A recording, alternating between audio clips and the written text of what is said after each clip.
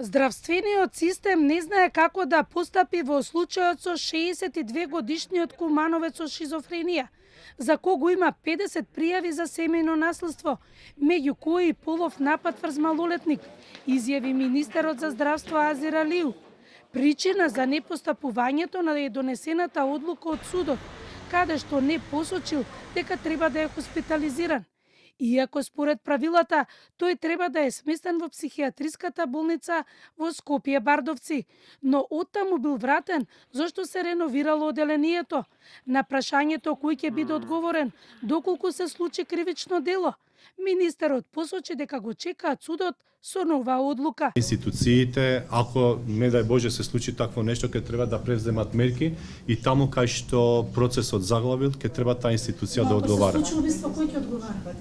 Уште еднаш велам, тоа хипотетички не можам да одговарам, бидејќи не знам, не можам да оценам како би дошло до... Зашто не го во Демир Хисар човек? Истото се случува и во Демир Хисар мора да има судска одлука.